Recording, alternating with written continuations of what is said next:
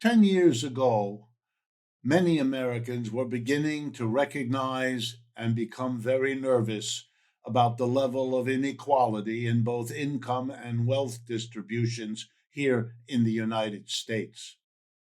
Some people felt that the fundamental notion of American capitalism, or as some called it, American exceptionalism, was that it produced and sustained a huge middle class.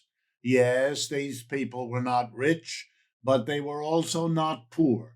They had a middle class life, which had quite a few comforts, quite a few elements of the so called American dream that they could enjoy. But 10 years ago, people began to notice that those things were available to a shrinking part of the population. And they began to worry. Could that, in fact, explain the rising level of debt that plagued Americans? And the answer was an obvious yes. Could it have been behind the failure of people to cover their mortgages, which led to that crack up of the American capitalist system late in 2008? And again, the answer was a pretty obvious yes. And so the question seems to be built in to our economic system. What do we do about it? How dangerous is it?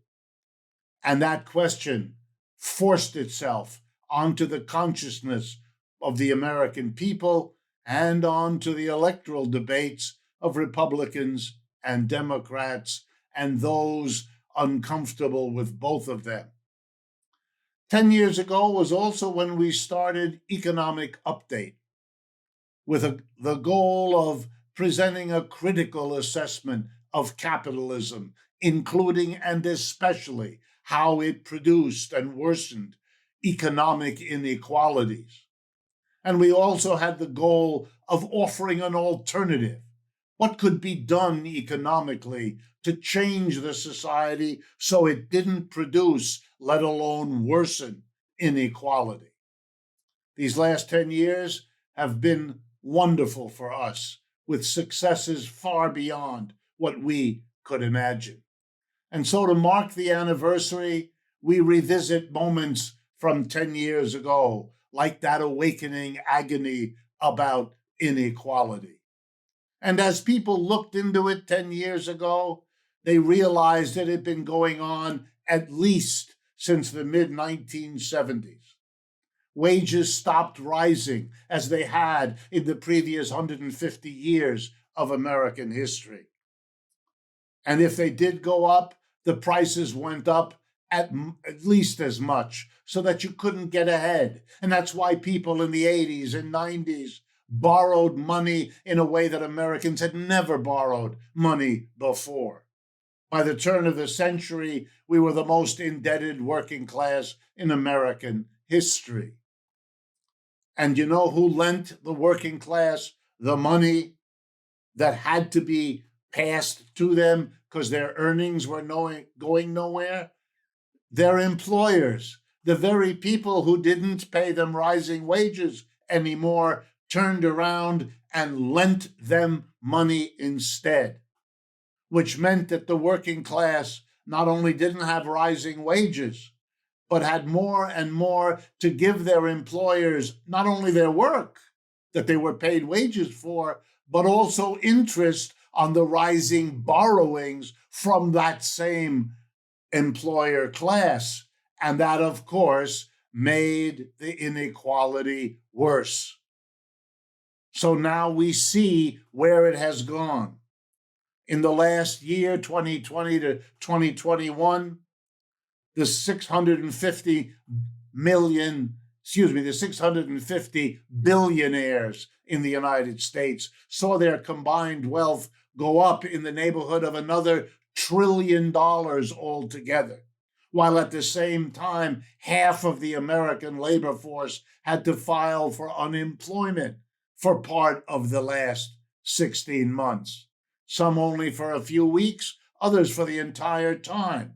And when you're unemployed, you get a fraction of your pay. And so you have to dip into any savings you have. And that means you can't earn interest on that money, which makes the inequality worse. It became urgent as we in the United States began to understand that we are in a very serious decline, punctuated by rising inequality, which reacts back upon and worsens the decline. We are in a downward spiral that is felt in all the political strangeness, the social and regional and racial animosities and divisions that keep deepening. Wow. We are a society that needs what we try here to produce, an honest, critical evaluation of a system that isn't working for most Americans anymore and threatens to take us down with it. And you know, these programs, the production of Economic Update, is only possible because you are a supportive audience. Help us grow for another 10 years. Consider especially joining our monthly donors.